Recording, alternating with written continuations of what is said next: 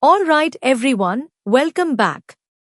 In this video, we are going to understand a very important concept in Java OOPS called constructor chaining. This topic is extremely important, especially when you start working with multiple constructors and inheritance. So don't worry, we will go step by step, very slowly and very clearly. First of all, let us understand what constructor chaining means. Constructor chaining simply means calling one constructor from another constructor. That's it. Very simple definition. In Java, a constructor can call another constructor of the same class or a constructor of the parent class. This is called constructor chaining. Why do we do this? Because it helps us reuse constructor code and it avoids writing the same initialization logic again and again. In Java, constructor chaining is done using two keywords. This, super. This is used when we want to call another constructor inside the same class. Super is used when we want to call a constructor of the parent class. And one very important thing to remember is, constructor chaining ensures the correct object creation order, which is always parent-child. Now the big question. Why do we even need constructor chaining? In real-world applications, objects are not always created in just one way. Sometimes we create objects with no data, sometimes with partial data, and sometimes with complete data. That's why we create multiple constructors. But imagine this situation. Each constructor is initializing the same variables again and again. That means repeated code, more chances of mistakes, harder to maintain. Constructor chaining solves this problem. It allows multiple constructors to share common initialization logic. This is why constructor chaining is important. It helps reuse constructor code. It avoids duplicate initialization of variables. It keeps object creation consistent. It reduces errors caused by repeated code. It ensures parent class data is initialized properly. It maintains correct execution order. And overall, it makes the code cleaner, shorter, and easier to maintain. So constructor chaining gives us a structured and logical flow during object creation.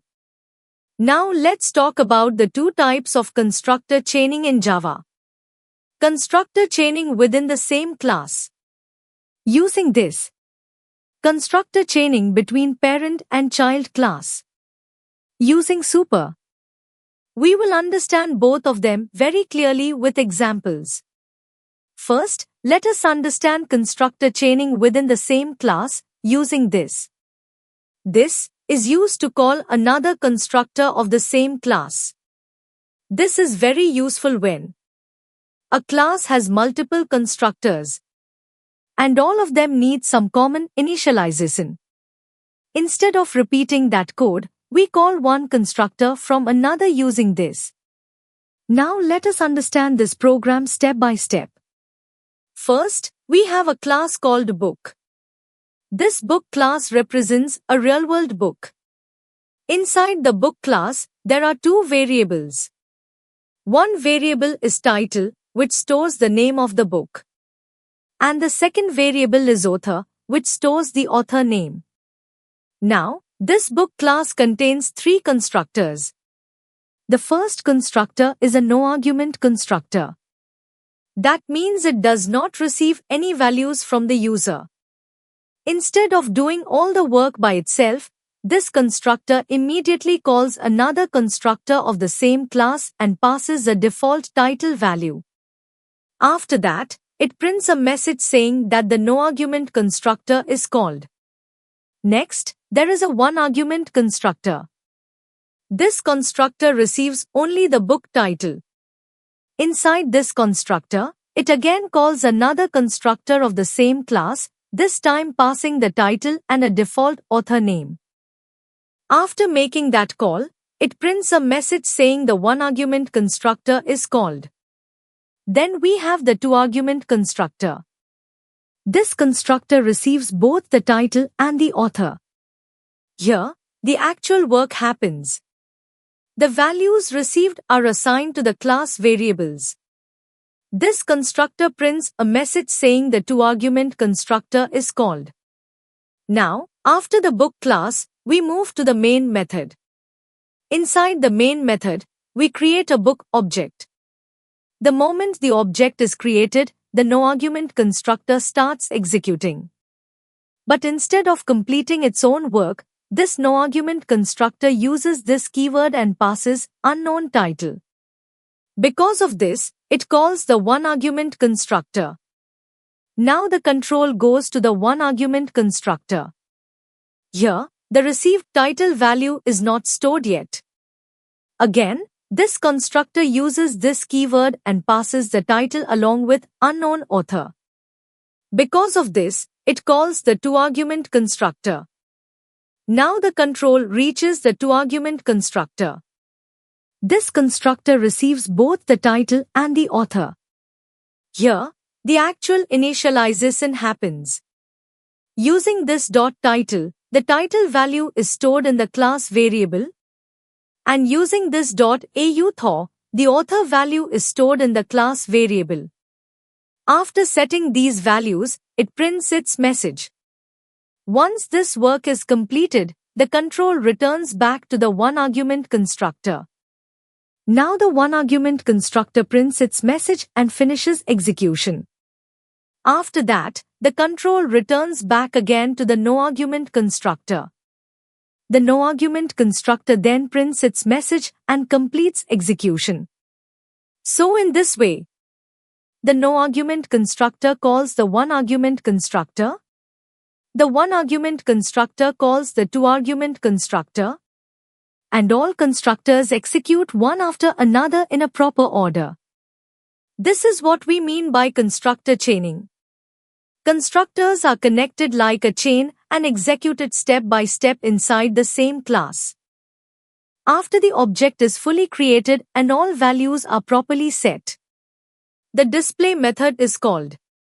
The display method simply prints the book title and author that were already stored during constructor execution.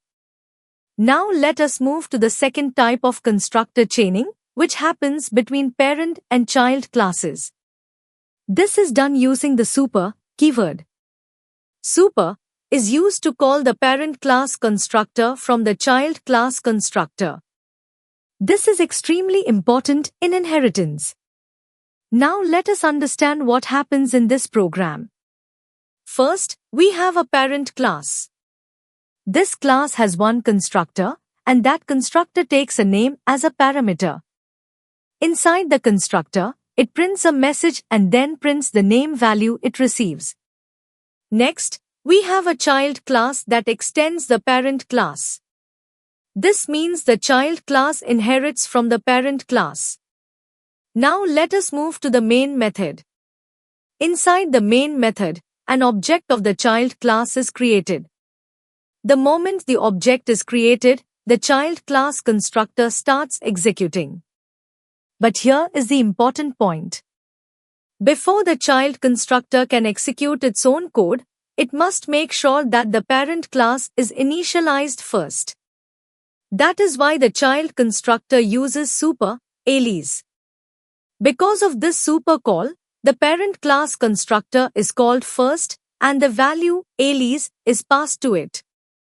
Now the control goes to the parent constructor. Inside the parent constructor, it prints parent constructor called. And then it prints name alias using the value it received. After the parent constructor finishes its execution, the control comes back to the child constructor. Now the child constructor continues its own execution and prints child constructor called. So the execution order is very clear. First, the parent constructor runs. Then the child constructor runs. This shows super constructor chaining, where The child class constructor calls the parent class constructor, ensuring that the parent part of the object is created first. This is why we say constructor execution always follows this order. Parent-child. Now let's go through the most important rules very carefully. Rule 1. Constructor chaining means calling one constructor from another constructor. It can be within the same class or between parent and child. Rule 2. This is used to call another constructor of the same class. It must be the first statement in the constructor. Rule 3. Super is used to call the parent class constructor. It must also be the first statement if used. Rule 4. This and super cannot be used together in the same constructor. Only one of them is allowed. Rule 5.